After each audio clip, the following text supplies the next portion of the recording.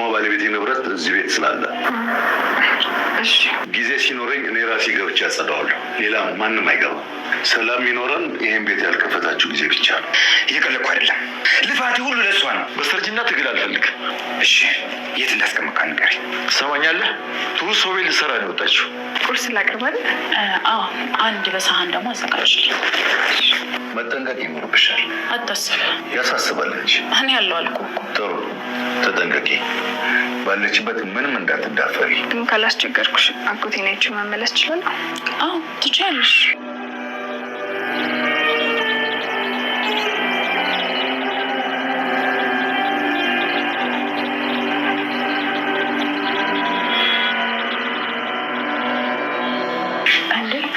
እስካሁን አልወጣሽም እንዴ? ልወጣ እኮ ነው። አንድ የተዘጋ ክፍል አለ እና እሱ ክፍል ደግሞ የሟች ሚስታቸው ንብረት እንዳለበት ነግረውኛል። ታዲያ ምን ቸገረሽ? የአሁኗ ሚስቱ ደግሞ ምግብ ስታስገባ ኧረ እባክሽ። ቆይ እዚህ ቤት አጋዥ መኖሩ ግድ ነው? አዎ ለምን ጠየቅሽኝ? ዛሬ ለጥቂት ነው የተረፍኩት። ማለት የወጣች መስሎኝ ነበር ምግብ ሳስገባ። ለጥቂት ነው የተረፍኩት። ደግነቱ አላየችኝም። ቤቲ እንደዚህ አይነት መድረቀት ምንም እኮ አልተፈጠረም። መፈጠርም የለበትም። በጣም መጠንቀቅ ይኖርብሻል። እዚህ ቤት ውስጥ ማንም አይነካሽም። የተሻለም ይከፈልሻል። ግን እዚህ ቤት ውስጥ ለመኖር አንድ ቀላል ህግ አለ። ምንድን ነው? በማያገባሽ አለመግባት። ስንት ሰዓት ትወጫለሽ? ስትደውይልኝ።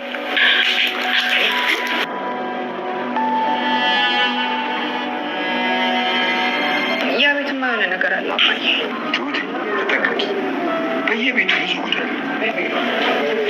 ቆይ እዛ ክፍል ምንድን ነው ያለው? ያው ሰው እንዳለ ግልጽ ነው።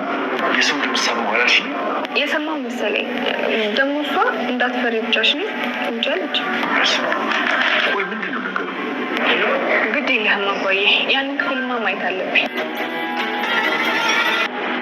ትሁት በስተመጨረሻም እንግዲህ ያው ተመስገንን ሸውደዋለች ማለት ነው። ምክንያቱም ከአንተ ጋር ነው የምኖረው በማለት እንግዲህ አማራጭ ስላጣሽ ማለት ነው። እንዲሁም ደግሞ እስካሁንም ቢሆን እኮ አንተ እንደዚህ በግድ ባይሆንና በውዴታ ቢሆን ራሱ ችግር የለውም ነበር፣ አንተ ሁሉም ነገር በልክ ስላደረግከው ነው በማለት እንግዲህ ተመስገንን ሸውደዋለች ማለት ነው። እሱን ፈልጋ ወይንም ደግሞ ከእሱ ጋር ለመኖር ፈቃደኛ እንደሆነች አስመስላ ማለት ነው ከተመስገን ጋር በመሄድ እንዲሁም ደግሞ ለኔና ለአንተ የሚሆኑ አንዳንድ ነገሮችን ማሟላት አለብህ፣ የግድ መግዛት አለብህ በማለት እንግዲህ ጠይቀው ነበረ።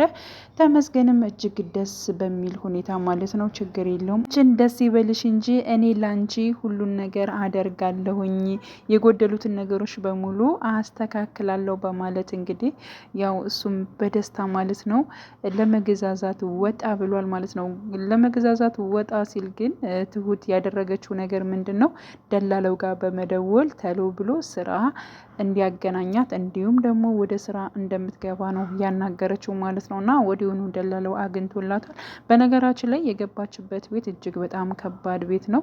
ያው ትሁት አብዛኛውን ለራሷ ሳይሆን ለብዙዎች ሰዎች እንደምትኖር እንግዲህ ከመጀመሪያው ከናባባ ቤተሰብ ራሱ አይተናል ማለት ነው። እንግዲህ አባባን በብዙ ነገሮች ስታድነው ወይንም ደግሞ ከጎኑ ቆማ ስትጠብቀው የነበረችው እሷ ነበረች እና ያን ሁሉ ተንኮልና ያን ሁሉ ነገር ስትሰራ ከአባባ ጎን የቆመችው ወይንም ደግሞ ከጎኑ የነበረችው ትሁት ነበረች ማለት ነው። እና ለአባባም እንዲሁም ደግሞ ለቃሊብም በጣም ብዙ ነገሮችን ከፍላለች። በእርግጥ የመልካምነቷ ጥግም እስከ መጨረሻው ድረስ አባባም ከጎኗ ነበረ። ምክንያቱም እሷን ለመውሰድ ተመስገን በአንድም በሌላ በብዙ ነገሮች ትሁት ቴናም እሷን ለመጉዳት እንዲሁም ደግሞ ተመስገንም ለራሱ በሚያደርገው እጥረትን በተጨናነቀችበት ጊዜም እንግዲህ አባባም እስከ መጨረሻው ከጎኗ ነበረ ማለት ነው።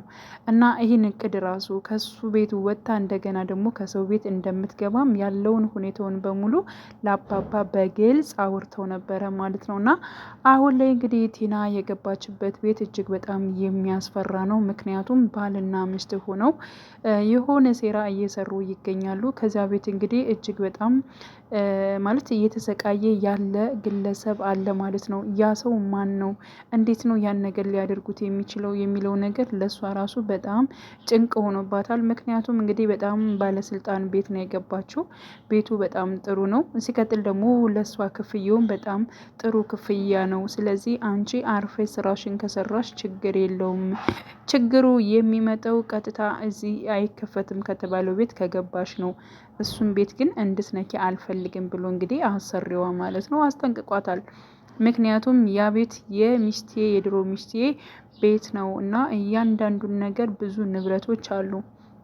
ስለዚህ ያን ቤት ገብቼ ማጽዳትም ሆነ ማየትም መክፈትም የምችለው እኔና እኔ ብቻ ነኝ። እኔና አንቺ የምንጣለው ያንን ክላስ ስትነኪ ነው በማለት እንግዲህ ትሁትን አስጠንቅቋታል። ትሁትም እጅግ በጣም ግራ ገብቷታል። ምክንያቱም ሌሎ ክላሶችን እያንዳንዱ እንግዲህ ሚስቱ አሳይተዋለች መስራት እንዳለባት እና የእሷንም ማረፊያ ቤት እንዳለ ካሳየቻት በኋላ ግን ይሄኛው በር አይከፈትም ወይ ብላ ስትጠይቃት ትሁት ኖ ይሄ በር መከፈት የለበትም በማለት እንግዲህ እሷም አስጠንቅቃ ነግራታለች ማለት ነው። እና በጣም ባለስልጣን ነች። እሷም በጣም ቀበጥ የሆነች ሚስት ነው ያለችው ማለት ነው። እና እያንዳንዱን ነገር እንግዲህ በጥንቃቄ ማድረግ እንዳለባትም ባሏ አስጠንቅቆ ደግሞ ነግሯታል ማለት ነው።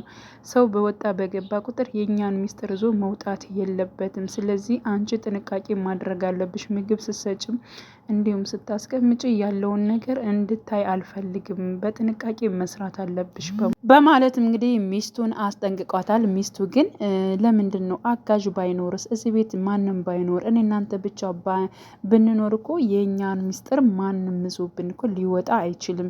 እንደዚህ ግን እንዴት ተሳቀቄ እንዳለሁ ደግሞ እኮ ምግብ ስሰጣ እኮ አይታይ ነበር፣ ግን በሌላ ነገሮችን ብቻ ግን ሸወድኳት እንጂ ዛሬ ተይዤ ነበር በማለት እንግዲህ እሷም ለባሏ ስትናገር ያለውን ሁኔታ በጥንቃቄ አሁንም ደግማ መስራት እንዳለባት ምንም ነገር ማወቅ እንደሌለባት ነው እንግዲህ እና ያው ሚስትየዋም ከጓደኞቼ ጋር ሄጄ መዝናናት እፈልጋለሁኝ እኔ ደብሮኛል ብላ ስትናገር ባልየውም እንግዲህ እኔ ስመጣ አንቺ ትወጫለሽ፣ ስለዚህ እስከዚው ግን የትም እንድትሄጅ አልፈልግም፣ ሁሉን ነገር በጥንቃቄ አድርጌ ነው የምልሽን ነገር መስማት አለብሽ ብሏት ነበረ። እሷም እኮ መሄድ ትችላለች እያለች እንግዲህ ብዙ ምክንያቶችን ስታቀርብ ነበር። በስተመጨረሻም እንግዲህ ትሁት አብረን ብንወጣ ምን ይመስልሻል በማለት እንግዲህ ትሁትን ጠይቃት ነበረ። በቃ እኔም አጎቴ ጋር በመሄድ እሱ ጋር ጊዜ አሳልፋለሁ፣ እሺ በቃ ስንገባ ግን አብረን እንገባለን በማለት እንግዲህ ትሁትንም አስጠንቅቃት እሺ ችግር የለውም ስደውይልኝ እኔም እመጣለሁ በማለት ሁለታቸውም ወጥተው ነበር። ግን ከመውጣታቸው በፊት ምን አይታለች? ቁልፉን ረስተው ወጥታለች ማለት ነው። እና ያን ቁልፍ እያየችው ትሁት ደግሞ ከዚህ ቤት እኔ በጣም በጭንቀት ያለ ሰው የተጨነቀች ነፍስ ያለ ሰው ይመስለኛል። ስለዚህ ይህን ነገር ደግሞ እውነቱን ማወቅ እፈልጋለሁ ብላ ውስጧን በጣም እየረበሻት ይገኛል ማለት ነው። እና የሰውን መከፋት የሰውን መጎዳት የማትወደው ትሁት አሁንም እንደዚው ማለት ነው። ለእሷ በጣም ብዙ ነገሮች አሉባት። ስለ ተመስገን፣ ስለ ልጇ፣ ስለ እህቷ በጣም ብዙ ማሰብ የምችላቸው ነገሮች ወይንም ደግሞ ጭንቅ የሆኑባቸው ነገሮች አሉና ሌላ ጭንቅ ውስጥም መግባት አልነበረባትም። ግን ደግሞ እሷ ሰዎቹን ማለት ነው ከማዳን አሁንም ወደ ኋላ አላለችም ማለት ነው። እና ይህን ነገር እንግዲህ ለአባባ ተናግራለች። አባዬ እኔ ከዚያ ቤት የሆነ ነገር ያለ ይመስለኛል።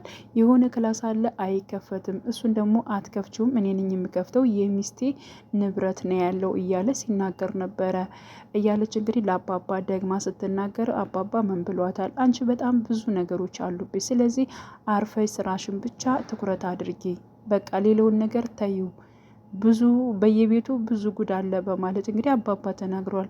አዎ አባዬ ግን ደግሞ እኔ እረፍት እየሰጠኝ አይደለም፣ የሆነ የምትጨነቅ ነፍስ ያለ እየመሰለኝ ነው። ስለዚህ መታደግ አለብኝ፣ በቻልኩት መጠን ያንን ነገር ማየት አለብኝ እያለች እንግዲህ ግን ደግሞ አርፋ መቀመጥ እንዳለባት ነው እንግዲህ አባባ ራሱ ሲነግራት የነበረው እና በቃ አሁን ወደ ቤት መሄድ አለብኝ ብላ እሷ ተነስታ እንዲሁም የቤቷ ባለቤት ሳትደውልላት ቀጥታ ወደ ቤት ተመልሳ ሄዳለች ማለት ነው። ተመልሳ በሄደችበት ሰዓት እንግዲህ በሩን ለመክፈት ሙከራ አድርጋለች ማለት ነው። እና ተመስገን ደግሞ እዚህ ጋር አባባን እያስጨነቀው ይገኛል። ትሁት የት ነው ያለችው? ትሁት ያለችበትን ቦታ አንተ ታውቃለህ እያለ እንግዲህ ያናገረው ነበረ።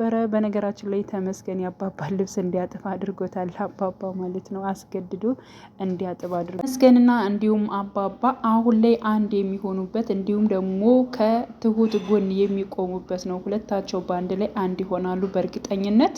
ትሁትም ካለችበት ከገባችበት ችግርም ተመስገን እንደሚያወጣት ተስፋ እናደርጋለን። ምክንያቱም በጣም መንካት የሌለባትን መሄድ የሌለባትን መድረስ የሌለባትን ነገር እንግዲህ ደጋግማ እየተነገራት ሄዳለች። ግን ደግሞ ሰውን ለማትረፍ ነው ይሄን ነገር ያደረገችው ማለት ነው። እና አሁን ላይ ትሁት ያደረገችው ነገር እጅግ በጣም እስካሁን ካለው በላይ ከባድ ነገር እያደረገች ትገኛለች። ይህ ነገር ደግሞ እሷን አደጋ ላይ ሊጥላት ይችላል።